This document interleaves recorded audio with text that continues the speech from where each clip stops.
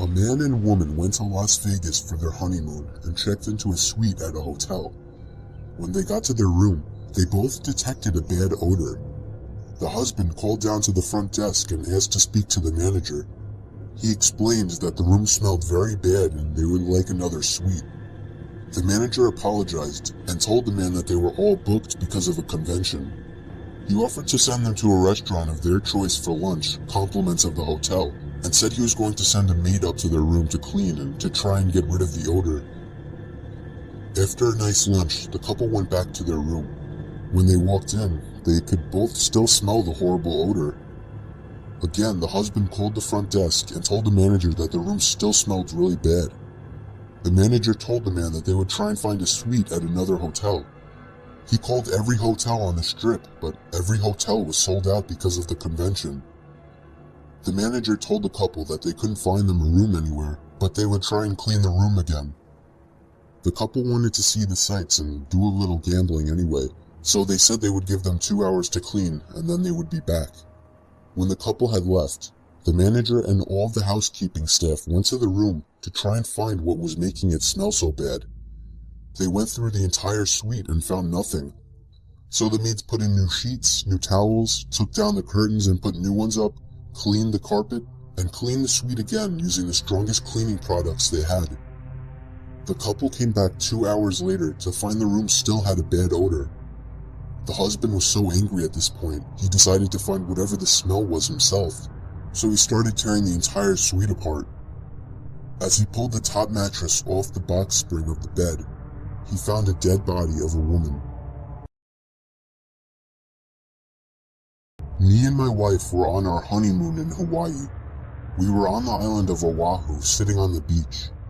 My wife got up to go to the bathroom, and when she got back, she told me that there was a creepy man watching her walk into the bathroom, and when she tried to walk out, he blocked her path. She only got away because there were 2 other people walking into the bathroom, so he got out of the way. I asked her what the man looked like, and she looked over, but unfortunately, she said he was gone. Our hotel was walking distance from the beach, so we got back quickly, but we made sure to report the man to a police officer we saw walking on the beach, and then we washed up before going out to eat. We ate at a fancy seafood place and did some walking around afterwards. Close to midnight, we finally went back to the room and began to wind down. Then we got a knock at the door. I looked through the peephole of the door and saw a man in a maid uniform standing outside. I opened the door and he immediately tried to let himself in. I pushed him back a bit, asking him what he wanted. He told me he left something in the room while cleaning earlier and needed to get it out. The only thing, we left the do not disturb sign on the door all day. Then I noticed he was making eye contact with my wife. My wife then screamed, "That's the man." I didn't understand at first, but it was too late for that. The man had already lunged at me, holding my throat with one hand while reaching behind himself with another. He pulled out a knife and started swinging at me, and if it weren't for my wife coming over and smashing his face with the lamp, I would have been as good as dead. The commotion drew out all the inhabitants of the neighboring rooms. One of the women started freaking out and screaming, making the situation worse. We called the police, and so did the hotel. It turned into a huge, horrible scene, but we were just happy to be alive. We were questioned when the police arrived, and some of the other people around us claimed to have witnessed it all. We still don't know what kind of intentions this guy had, but if I had to guess, I would say he wanted to get to my wife. He must have been one very dumb person to think he would get away with something like this in such a public building. Me, my wife, and 2 kids were taking a drive all the way down to Florida from New York to go to Disney. We were in Georgia at the time, so close to entering Florida, and it was about 11 o'clock at night. I planned on finishing the drive that night just to save the money from a night at a hotel. My wife and kids were already long asleep, so I was trying to drive as smoothly as possible. On that quiet highway at 11 o'clock, there were hardly any other cars at all. In fact, I didn't see any lights until, up in the horizon, I saw 2 flashing red lights. Not police lights, more like SOS lights. I slowed down and proceeded with caution. Upon getting closer, I saw a car parked in the middle of the road, seemingly deliberately to block traffic, along with 2 cones placed on either side and 2 SOS lights flashing on the ground. Then, 2 hooded men of African American descent came from behind the car and started walking over to us. I put the car in reverse, ready to hightail it back the other way. One of the men came over to my window, and I cracked it open just enough to hear him speak. After asking him if he needed something, he said, "Yes, open the door." I shut the window, and that's when he began to reach for something in his pocket. I put the car back in drive and hit the gas. I drove over the cone and SOS light and past their car. About 1 minute later, I saw a pair of headlights coming up fast behind us. At this point, my wife was awake, confused and questioning me about the speed we were moving at. I told her not to make any loud noises before telling her that we were being followed. The car behind us began flashing its lights. And then there was a loud pop, and I felt the car losing control. I did the best I could to bring it under control, but there was a second loud pop, and the car began to drag. I told my wife to call 911, even though it was probably already too late. By now my kids were up, scared and complaining.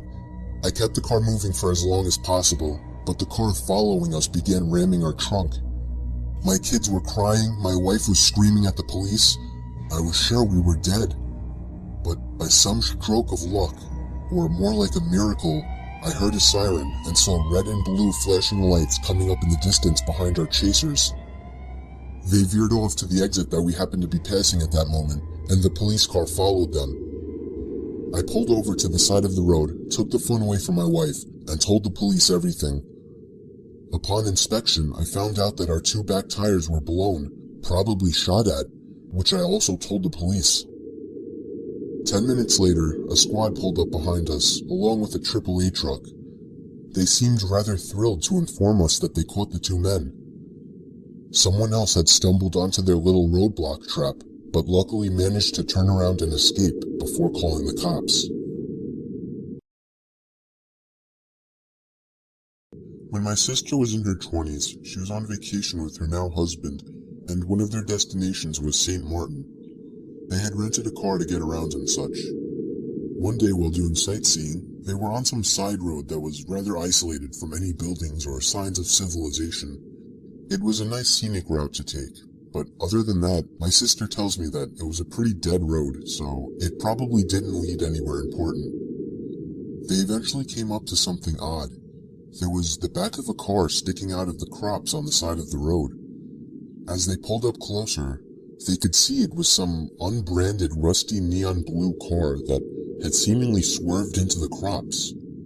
My sister's husband pulled up and stopped the car, telling my sister to wait in the car. He got out to check it out. From what my sister tells me, her husband looked through all the windows of the car for anybody at all. She watched as he then looked down and jumped back at something. She then got out of the car to see what was wrong. They both got down low to have a look underneath the rusty old car. What they saw was horrifying.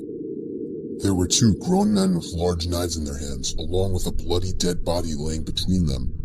My sister's husband literally pushed her all the way back to the car and shoved her into her seat. The 2 men had crawled out from under the car and were now on their feet. He made it back into the car just in time to drive off down the road. They stopped at the nearest sign of civilization, making sure they weren't being followed, and called the police. Both of them seem to get uneasy when the topic is brought up, so we try not to remind them of it, but I can tell my sister has always been a bit different ever since this happened to her. I was 16 years old and the summer had just started. Our grandparents were treating the whole family to a 10-day cruise. It was a Royal Caribbean cruise, and we were going to Florida and the Bahamas. It was me, my 2 brothers, my sister and her boyfriend, my parents, my aunt and uncle, my 2 cousins, and my grandparents. I spent most of my time hanging out with my older brother, Rob, who was 20. We got to share a room together, even though it really wasn't allowed. We just claimed that our dad was staying with us in that room. So one night, me and my brother were in the nightclub of the ship. I snuck in using someone else's ship ID card. When I was in there, I noticed some older, creepy-looking man sitting by the wall, and I was sure he was staring intently at me. I made a point of moving around to see if he was really looking at me, and his head turned to face me wherever I went. I was feeling really uncomfortable, so I left right then and there. I coincidentally found my sister and her boyfriend sitting by the bar outside of the club. I sat down with them for a bit, and a few moments later, I saw the same man from in the club, now out by the bar, sitting across the room, and he was still staring at me. I looked away and pretended not to notice, but my heart was racing at this point. I contemplated whether or not to tell my sister, but I ended up not telling her. I don't know why. I left the bar and started speed walking back to my room. When I got to the stateroom halls, I was constantly glancing over my shoulder to make sure I wasn't being followed. I got to my room safely. I was extremely creeped out. I had a feeling this guy was some sort of perverted creep. I got a knock at the door, and I got a little nervous. I looked through the peephole and saw my brother, so I let him in. I did not see the strange man again until late the next night. My brother and I went with my sister and her boyfriend to one of the restaurants on board at like 1 in the morning. They weren't planning on going to sleep anytime soon, so I told them I was going to crash, and I walked back to the stateroom. But when I got there, I saw that the door to our room was cracked open a bit, and the light was on. I knew for sure we shut the door when we left, and there was no chance room service was in there at an hour like this. I proceeded with extreme caution and slowly pushed the door open completely. There was nobody in the room. I checked the bathroom, but it was empty too. All of our stuff was still in the same spot that I remembered it was in. I kind of just figured maybe Rob came back to the room for some reason when I wasn't with him and forgot to shut the door, so I just went to sleep. I woke up to darkness and the feeling of something brushing against my cheek. It was a hand.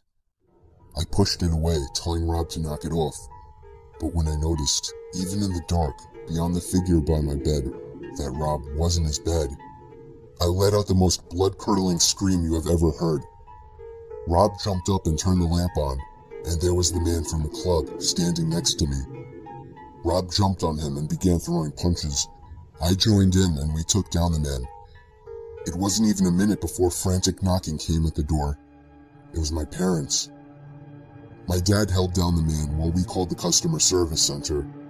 They sent up 2 security workers and he was sent to the jail of the ship for the remainder of the cruise. I'm not sure what happened to him afterwards, but this has emotionally scarred me, and I don't think I can ever go on another cruise again.